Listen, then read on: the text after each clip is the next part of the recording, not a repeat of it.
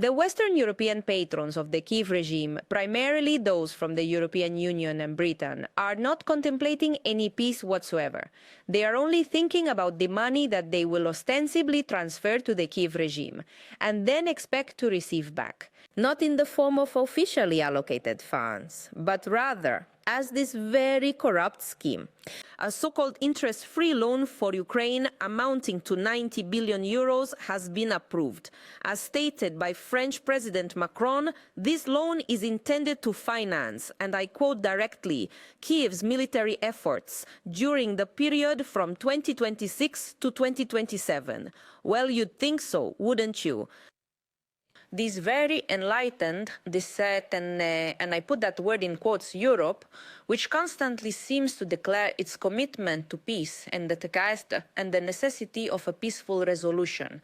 Take these 90 billion euros and invest them in Ukraine's economic development plans. Yes, of course, considering they themselves destroyed Ukraine's statehood. But no, this actually isn't part of the plans of the European Union, of this very top Brussels bureaucracy. They need a slaughter. According to him, Ukraine will only repay its debt if Russia pays the so-called reparations. Any person of sound judgment would fully comprehend that absolutely no reparations, in the form that Zelensky speaks of, calling it both reparations and some kind of obligation for Russia, nothing of the sort will happen. Perhaps finally the European Union will hear what he said. Their creature, a puppet of Brussels. Perhaps they will finally understand that this money, 90 billion euros, and all the other loans, they will never see again. The Western European patrons of the Kyiv regime, primarily those from the European Union and Britain, are not contemplating any peace whatsoever. They are only thinking about the money that they will ostensibly transfer to the Kyiv regime, and then expect to receive back,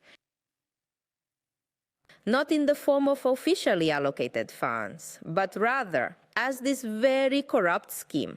They are still betting on the escalation of tensions, and it is precisely for this reason and for the continuation of hostilities until the last Ukrainian. Why? Because all they care about is money. The security forces in Ukraine have been given the task to tighten the screws as much as possible, and by the beginning of 2026 to issue approximately 2 million draft notices. In practice, this will simply be tantamount to a general mobilization across all of Ukraine. The building of the Russian Consulate General in Gdansk, which ceased its operations on December 22nd of the current year, in accordance with the specific demand of the Polish authorities, is the property of the Russian Federation. This particular real estate asset was transferred to the USSR for indefinite and gratuitous use. We recommend to the hot-headed individuals in Poland, apparently from the rising political temperature, should anyone decide to do so. Before attempting to implement something of this nature, that is to say, to seize Russian real estate, they should, first and foremost, carefully assess all the potential consequences of such unlawful and highly provocative actions. I believe there are already numerous examples of how Russia is responding and just how painful these responses can be for those who perpetrate injustice against our country. Today we are quite literally becoming witnesses to a complete disregard for the rule of law in the Caribbean Sea, where it seems long-forgotten practices of the unlawful seizure of assets that rightfully belong to other parties are being revived, specifically piracy, corporate raiding, and outright banditry. From the perspective of international maritime law, such behavior is qualified as a violation of freedom of navigation enshrined in Article 87 of the UN Convention on the Law of the Sea of 1982.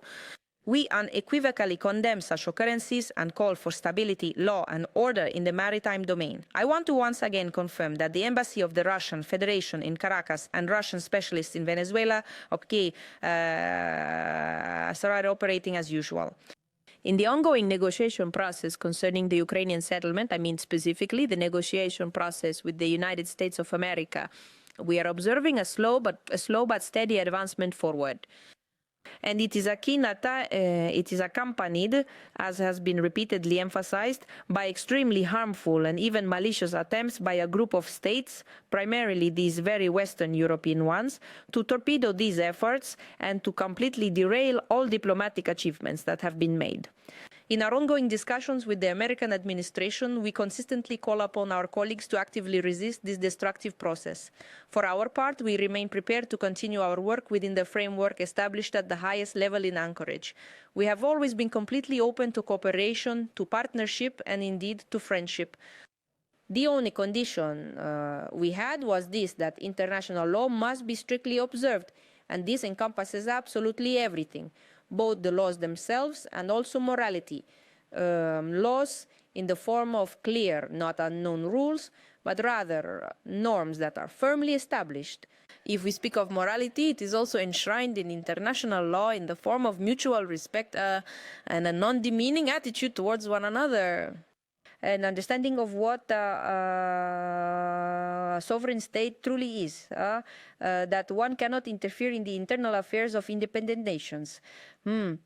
Therefore, there must be a fundamental change in the approaches, specifically from the West, in the case of Western Europe. Unfortunately, we do not observe this. As has been repeatedly emphasized, Russia is prepared to formalize these obligations in the form of a written, legally binding document. Its specific form can be determined during negotiations, but it must be a full-fledged international legal act. Russia remains open for meaningful discussions, for a truly serious and constructive dialogue founded upon pragmatic principles and a basis of equality. Unlike the majority of Western countries who have chosen the path of military, political, and economic escalation, which has been transitioning and has now fully transitioned into outright pressure. It is precisely these states that bear the full responsibility for the escalation of the situation and the missed opportunities. By the way, this also applies to the sphere of ensuring European and indeed global security as a whole.